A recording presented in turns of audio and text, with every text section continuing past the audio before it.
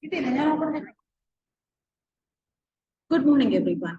I'm talking about one of the topic in international trade, balance of payment.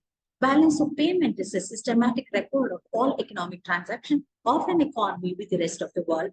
And balance of payment has its own significance in its monetary policy, fiscal policy, and in all economic policies of an economy. And it also show about the economic development of an economy. Talking about balance of payment, it is a systematic record of visibles and invisibles as well.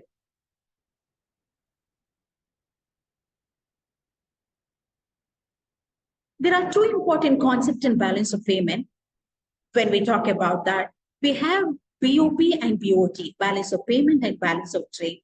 Balance of payment includes both visibles and invisibles, and balance of trade is only about visibles. Talking about the distinction between BOP and BOT, POP is a broader term because it's taking into account of visibles, invisibles, and capital transfers. But balance of trade takes account only the visibles of an economy.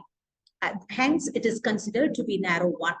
And balance of payment includes all transactions, including, as I said, visible, invisibles, and capital. But balance of trade include only about the visible item. And BOP is equal to, and the two components of balance of payment when we talk about its current account and capital account, and BOT is only about the net earning. That's basically export minus net payment for import. And few important factors which is affecting balance of payment as a whole are conditions of foreign lenders, economic policy of the government, and all factors of balance of payment, balance of trade as well. But talking about balance of trade, the few factors which affect the balance of trade are cost of production, availability of raw materials, rate of exchange, price of manufactured good at the domestic economy. Talking about the significance or importance of balance of payment, as I told, or as the definition itself states, that it's a record of all the economic transactions which create the demand and the supply for the currency of an economy. And it will even enable the organization to judge or to have an understanding about the economic and financial status of an economy in the short term. That is one financial year. Balance of payment also confirm the country's international trade and exchange rate of the currency, that is domestic currency, and this will also serve the base for various monetary and the fiscal policies as well. And what are the general rules of balance of payment accounting? And the very general rule which is followed in balance of payment accounting are: if a transaction earns foreign currency for a nation, it is a credit and it is recorded as a plus item.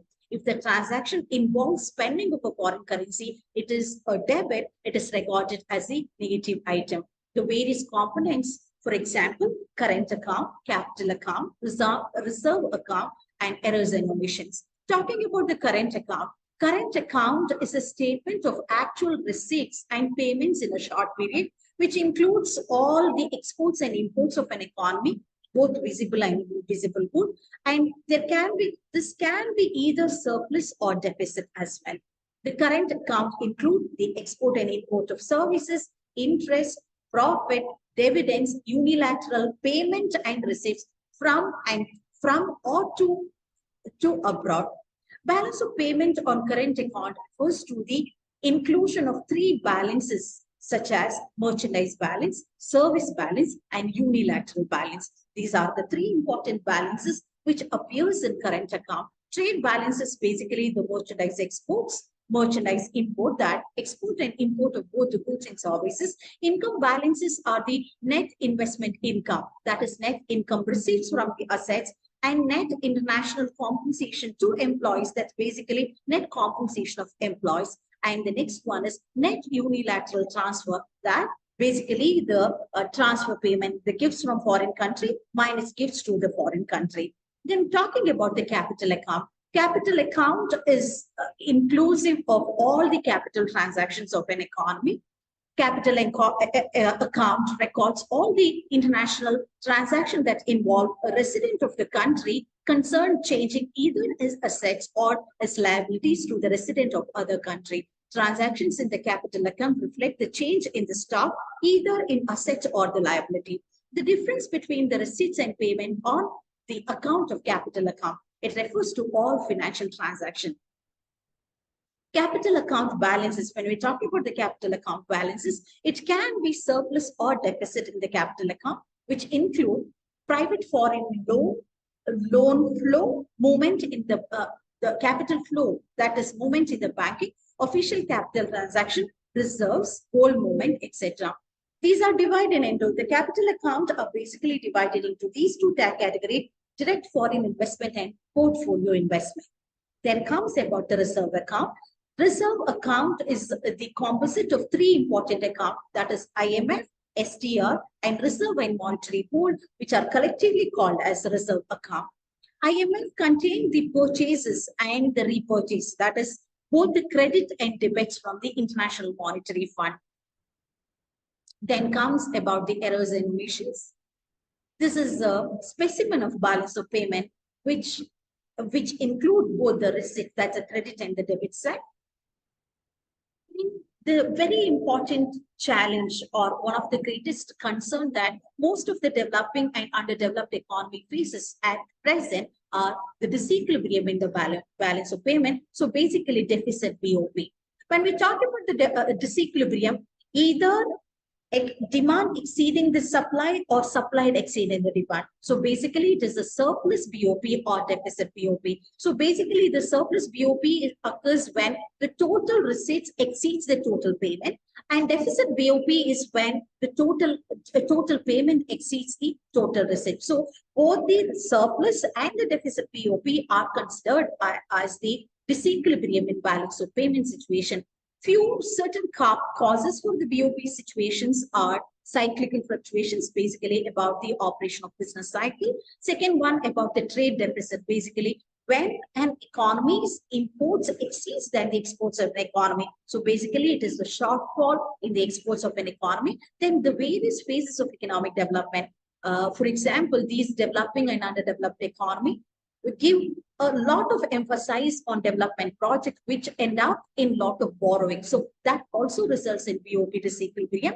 Rapid increase in the population, countries like India and other underdeveloped developing economies have this issue as well. This is one of the important reasons that we encounter BOP deficit every time. And structural changes, the changes in the various the structure of an economy. It can be age composition, it can be changes in demand, it can be changes in the total supply, demand, production, etc. Then comes about the natural calamities and international capital movement. So these are the few causes for the BOP disequilibrium. Then talking about measures to correct the BOP disequilibrium, we have monetary measures, we have non-monetary measures as well. Talking about the monetary measures, we have monetary, and in non-monetary measures, we have fiscal and other measures. Monetary measures, as the name itself indicates, it's basically with regard to, or which is in connection with the monetary policies of RBI, that's the central bank. Fiscal policy is something very concerned with the public authority. And certain important steps taken to remove or to correct the BOP disequilibrium are exchange rate depreciation, devaluation, deflation, exchange control, and few non-monetary measures like export promotion, import substitution, import control, like imposing quotas or tariffs, etc. Thank you.